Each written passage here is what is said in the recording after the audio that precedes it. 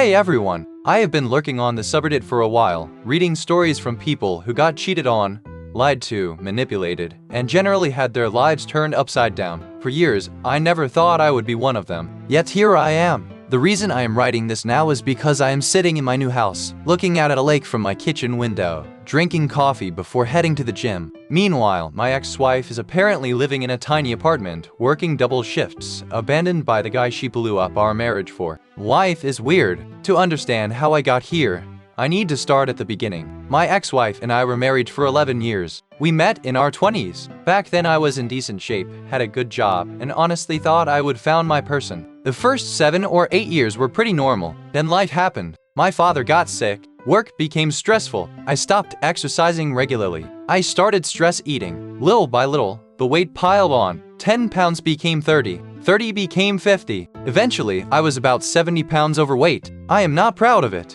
I knew it. I hated looking in mirrors, but I thought my marriage was strong enough to survive something as ordinary as weight gain. Apparently, I was wrong. At first, the changes in my wife were subtle. She became more critical. Every conversation somehow turned into a complaint. The dishes were not done right. The laundry was not folded correctly. I breathed too loudly. I snored. I sat wrong. Everything became a problem. Whenever I tried to talk about it, she would tell me I was being sensitive. That became her favorite phrase. You are too sensitive. You are imagining things. Not everything is about you. I started questioning myself. Maybe she was right. Maybe I was depressed. Maybe I was insecure because of my weight. But then the comments got meaner. One night we were at a friend's barbecue. On the drive home, she laughed and said, "You know, most men your age at least try to take care of themselves." I remember sitting there in silence. That one hurt. Not because she was completely wrong, because she was supposed to be my wife, the person who was supposed to support me. Instead, it felt like she was disgusted by me. The strangest part? At the same time she became colder toward me, she became obsessed with her appearance. New clothes, new makeup,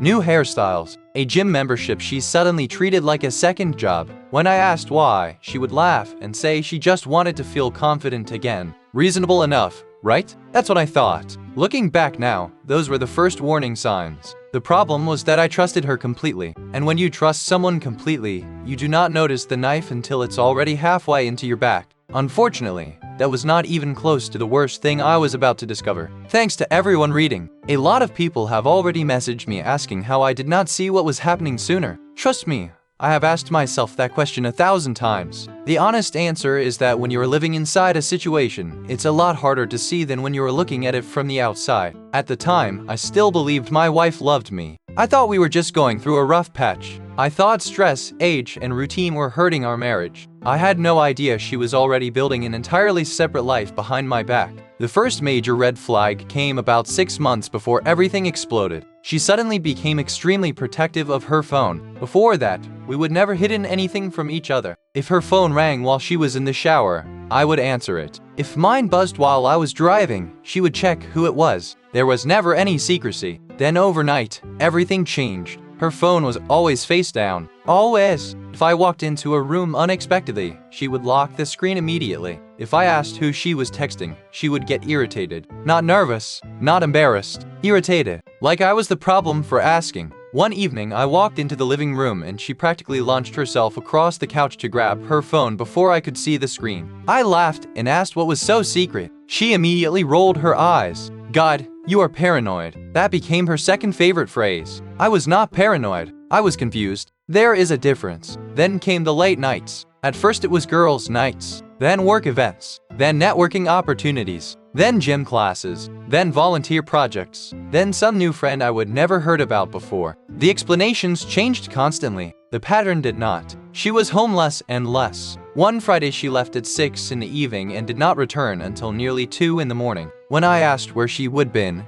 she launched into a 15-minute story involving co-workers, a restaurant, a birthday party, traffic, and a flat tire. The story was so detailed it sounded rehearsed. At the time, I actually apologized for questioning her. Looking back, that makes me cringe. The next weird thing involved money. My wife had never cared much about finances. Suddenly, she was spending hundreds of dollars on clothes, expensive dresses, perfume, gifts, salon appointments. I asked whether we should slow down because things were getting tight financially. She laughed, actually laughed. Then she said something that stuck with me. Maybe if you cared about your appearance as much as I care about mine, we would both be happier. That one landed like a punch. I spent that entire night staring at the ceiling. Part of me was angry. Part of me was ashamed. Most of me was terrified. Because for the first time, I started wondering whether she even liked me anymore. Still, I kept giving her the benefit of the doubt. I wanted explanations that did not involve cheating. I wanted reasons that could be fixed. Marriage counseling, better communication, weight loss, anything. What I did not know was that while I was desperately trying to save our marriage, she was already investing her energy somewhere else. And in a twist I never could have predicted, the first person to accidentally expose her was not me.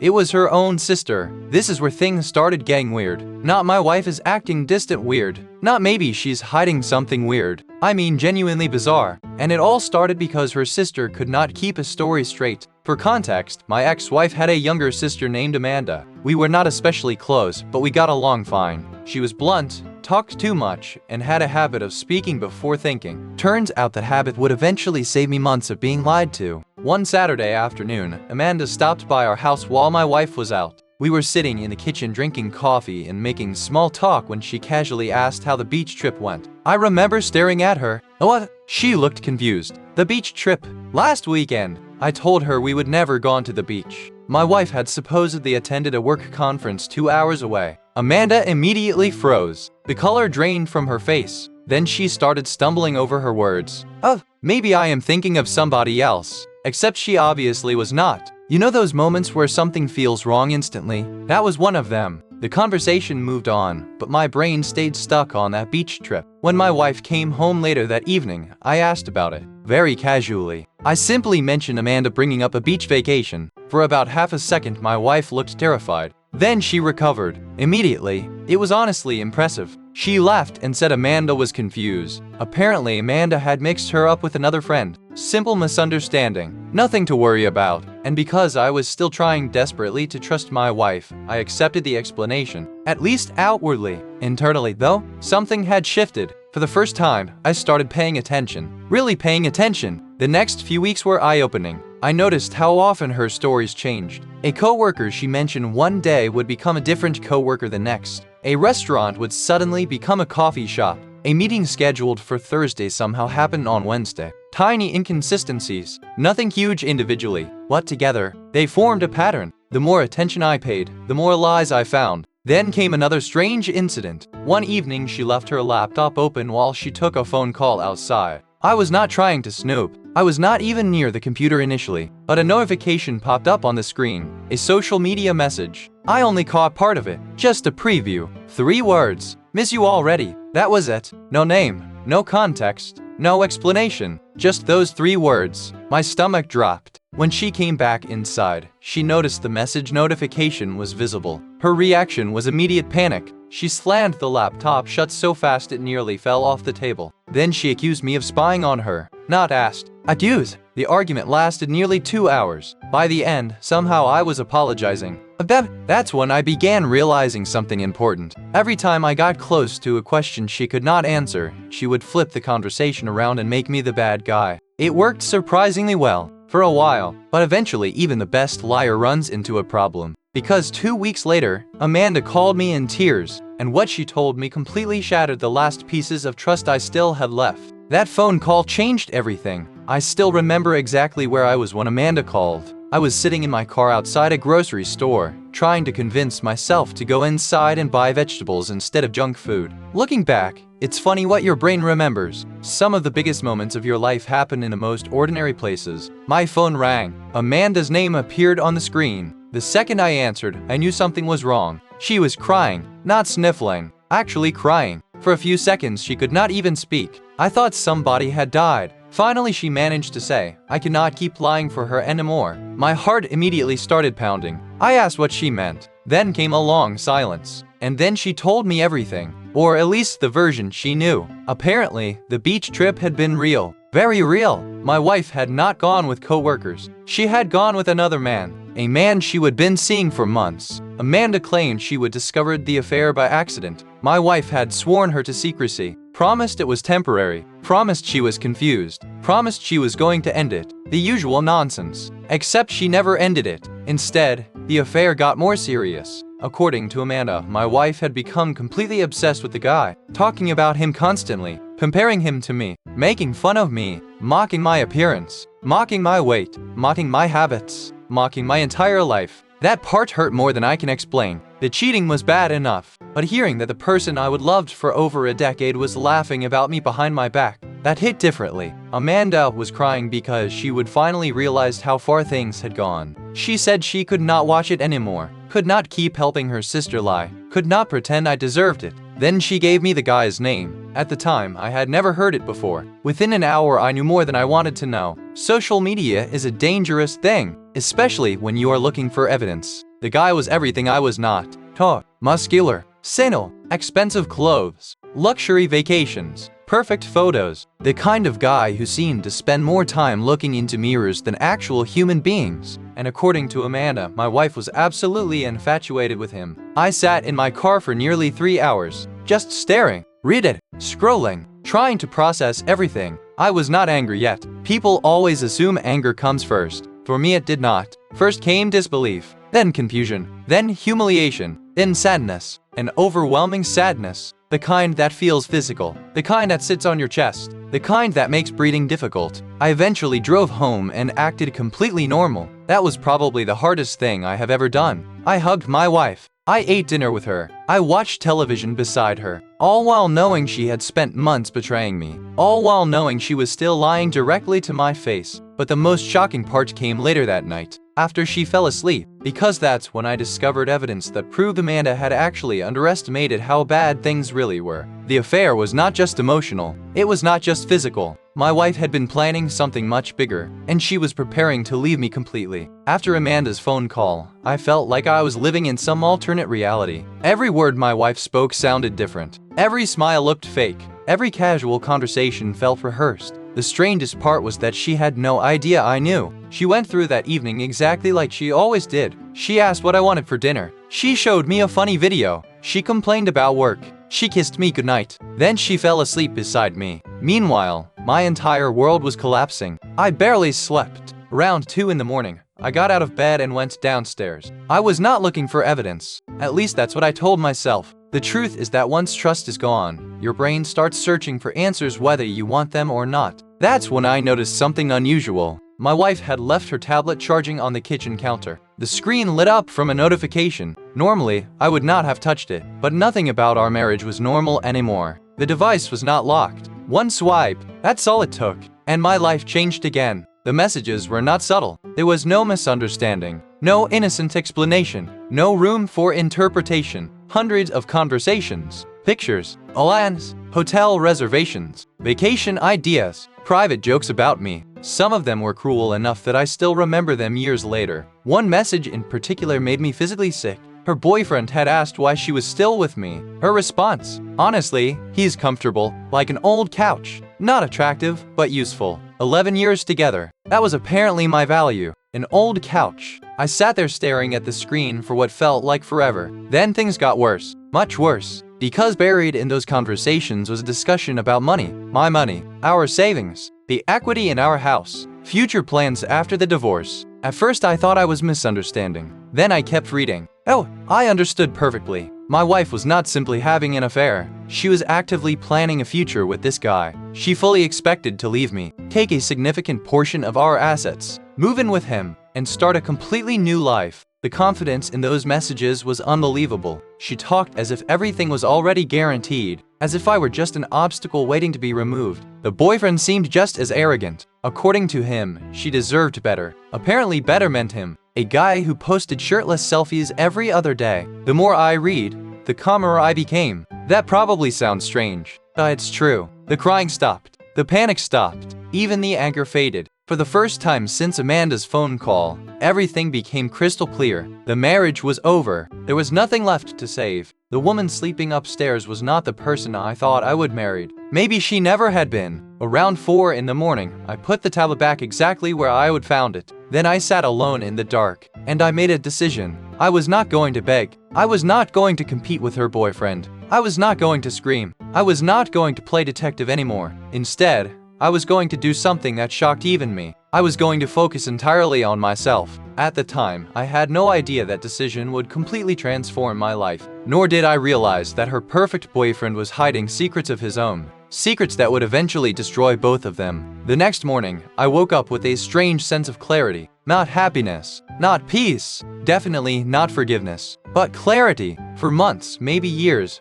I would been trying to understand what was wrong with my marriage. I would blame stress. I would blame work. I would blame communication problems. Most of all, I would blamed myself. Now, I finally knew the truth. The marriage was not failing because of some complicated mystery. It was failing because my wife had chosen to betray it. That realization changed everything. For the first time in a very long time, I stopped worrying about what she was doing. Instead, I started focusing on what I was doing. The first thing I did was call a lawyer. I did not tell my wife. I did not threaten her. I did not announce anything. I simply gathered information. The lawyer's advice was straightforward. Document everything. Protect finances. Stay calm. Do not make emotional decisions. That conversation alone probably saved me thousands of dollars and countless headaches later. Then I made another decision, a personal one. I was done feeling sorry for myself. Now, before anyone misunderstands me, let me be clear. The affair was not my fault. Cheating is a choice. Nobody forces someone into it. If my wife was unhappy, she could have communicated. She could have asked for counseling. She could have filed for divorce. Instead, she lied. Repeatedly. That's on her. But I also knew something uncomfortable. I was not happy with the man I would become. Long before I discovered the affair, I would been neglecting myself. I felt tired constantly. My confidence was gone. I avoided photos. I avoided social events. I avoided mirrors. The cheating did not create those problems. It simply forced me to confront them. So I started small, very small, a 30-minute walk every morning. No excuses, no exceptions. At first it was miserable. My knees hurt, my back hurt, everything hurt. But I kept going. Then I cleaned up my diet. Then I started tracking calories. Then I joined a gym. The first few weeks were brutal. I felt embarrassed, out of place.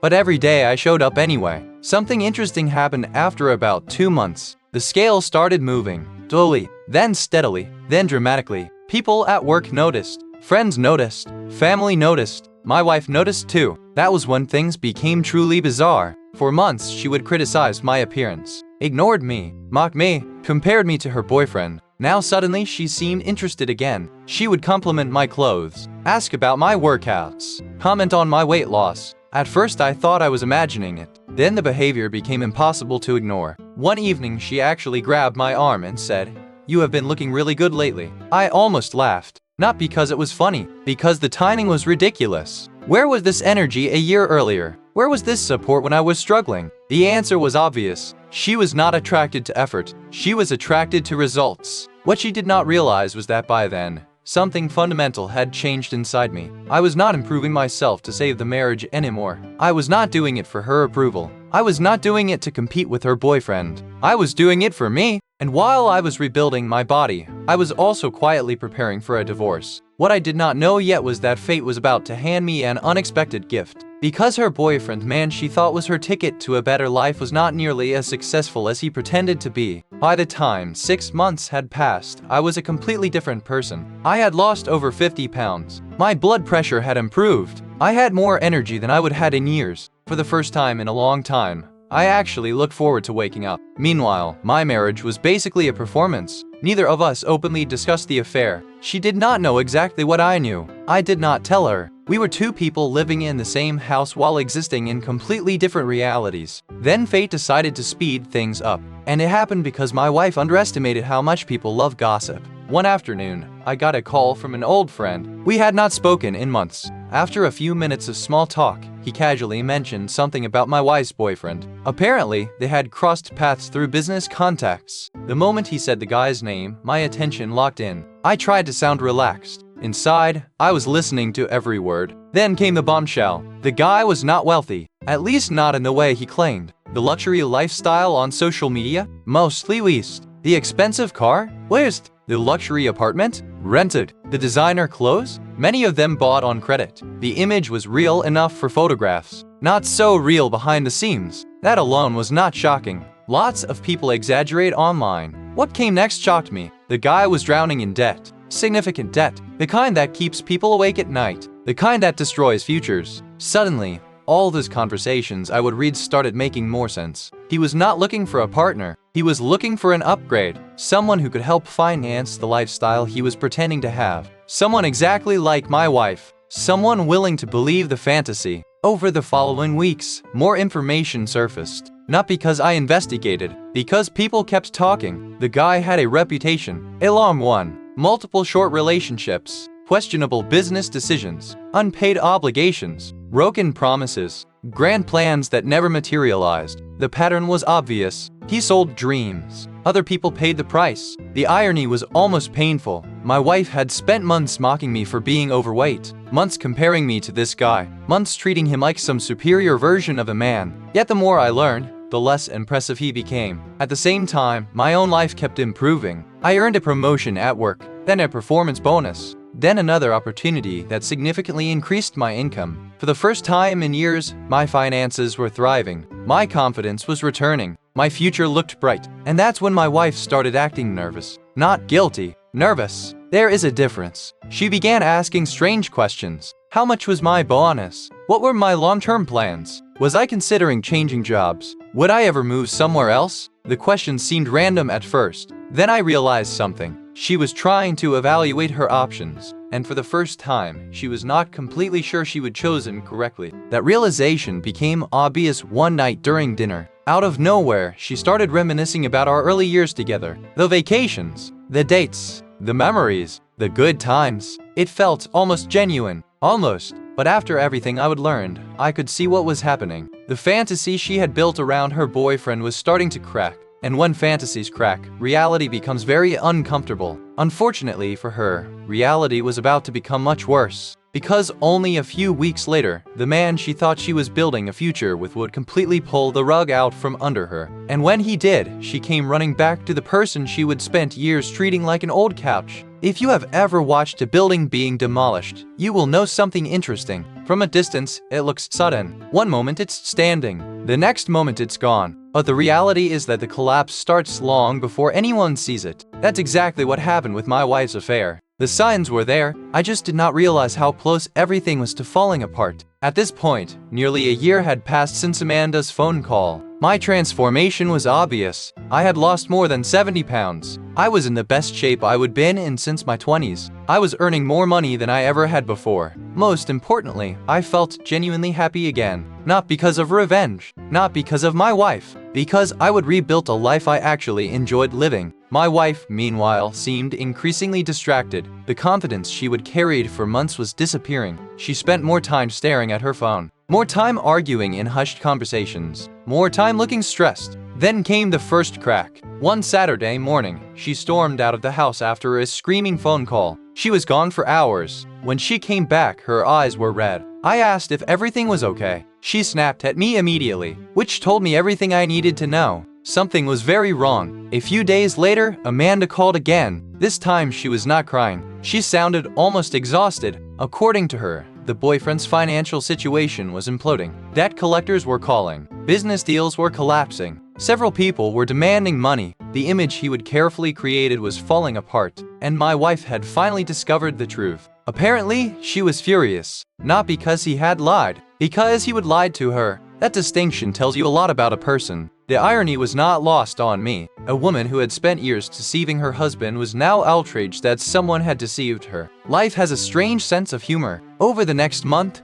the situation deteriorated rapidly. The boyfriend became distant. Calls went unanswered. Plans were canceled. Promises disappeared. The relationship that had once seemed so exciting suddenly looked a lot less attractive. Then came the moment that truly amazed me. One evening, my wife sat beside me on the couch. For several minutes, she said nothing. Then she quietly asked whether I thought people deserved second chances. I nearly laughed. Not because it was funny, because after everything she had done, she was actually testing the waters, seeing if reconciliation might be possible. I gave a very neutral answer. I said it depended on what they would done. She did not push further, but I could see the panic behind her eyes. The certainty was gone. The arrogance was gone. The woman who had confidently planned a future without me was suddenly unsure about everything. Then, finally, the hammer dropped. The boyfriend left. Just like that. No dramatic goodbye. No grand romance. No fairy tale ending. He He simply disappeared from her life and moved on to somebody else. Months of lies,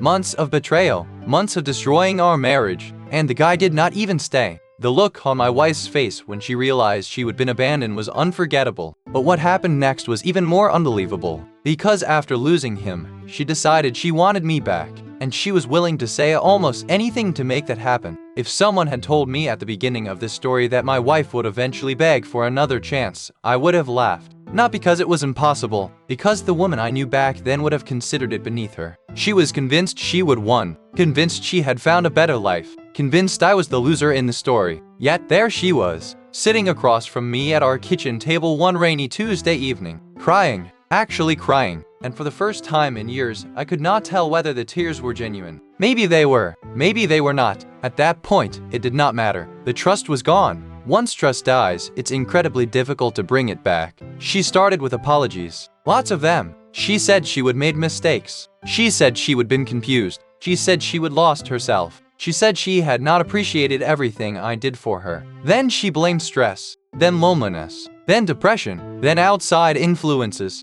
then bad decisions, then poor judgment. Notice a pattern? Everything had an explanation except personal responsibility. The most remarkable thing was that she still did not know exactly how much evidence I had. She assumed I suspected an affair. She did not realize I knew about the messages, the plans, the insults, the discussions about taking money and leaving, the jokes at my expense, the comparison to an old couch. So, I let her talk for nearly an hour. Eventually, she looked at me and asked the question she would clearly been building toward. Do you think we can fix this? I remember staring at her, not with anger, not with hatred, just disbelief. This was the same woman who had spent years treating me like a backup plan. The same woman who had mocked my weight. The same woman who had invested more effort into another man than her own marriage. And now that the fantasy was over, suddenly she wanted to repair things. The answer should have been obvious. But before I responded, I asked her one question. A single question. If your boyfriend had not left, would we be having this conversation? The silence that followed told me everything. She could not answer, because we both knew the truth. If he had stayed, she would still be with him. I was not her first choice. I was her emergency exit, her safety net, her fallback option. And after everything I would gone through, I respected myself too much to accept that role.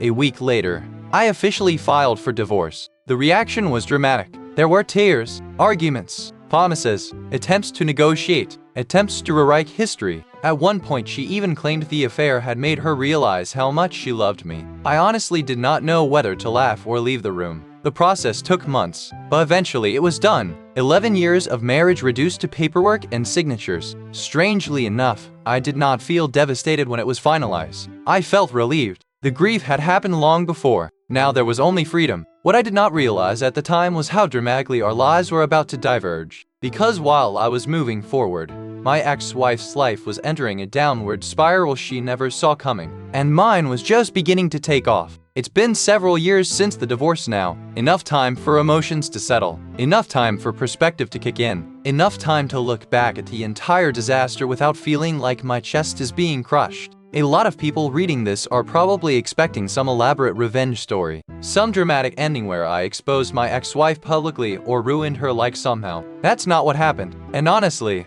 I am grateful for that, because the truth turned out to be far more satisfying. Life handled it for me. After the divorce, I focused on 3 things: my health, my career, my future, nothing else. I stayed consistent with the habits I would build during the worst period of my life. The gym became routine. Healthy eating became routine. Discipline became routine. The weight never came back. In fact, I ended up in better shape in my 40s than I would have been in my 20s. Professionally, things improved too. The confidence I would regain started affecting every part of my life. I took opportunities I would have avoided before, accepted challenges, negotiated harder, pushed myself further. Year after year, my income increased. Then investments started paying off. Then more opportunities appeared. It's amazing how much energy becomes available when you are no longer spending it trying to save a relationship that's already dead. As for my ex-wife, well, reality eventually arrived. The boyfriend disappeared completely. The exciting future she would imagined never existed. The financial situation she would expected never materialized. The life she would gambled everything on turned out to be smoke and mirrors. From what I have heard through mutual acquaintances, she struggled quite a bit afterward. She downsized dramatically, worked long hours, faced financial stress, lost several friendships connected to the affair. Most importantly, she had to live with the consequences of her own choices. And that's something nobody can escape. A couple of years ago, I ran into her unexpectedly, completely by accident. I was leaving a coffee shop. She was walking in. For a second, neither of us spoke. The contrast was impossible not to notice. I looked healthy, relaxed, confident, optimistic. She looked exhausted. A lady older than her age. We exchanged a few polite words. Nothing more. No argument. No bitterness. No dramatic confrontation. Just two people whose lives had gone in very different directions. As I walked away, I realized something. I was not angry anymore. I was not even interested in proving anything. The chapter was over. The lesson remained. If there's any advice I can offer to someone going through something similar, it's this: do not destroy yourself trying to keep someone who has already decided to leave. Do not beg for loyalty. Do not compete with the person they are cheating with. Do not measure your value through somebody else's betrayal. Focus on yourself. Protect your future. Take care of your health. Build a life you are proud of. Because eventually, the pain fades. The humiliation fades. The anger fades. And when that happens, you will discover something important. The person who benefits most from your recovery is not the person who hurt you. That's you. And looking back now, that's the biggest lesson my ex-wife ever taught me. Not through love, not through loyalty, but through losing her. The story has come to an end. Like, comment, share, and subscribe.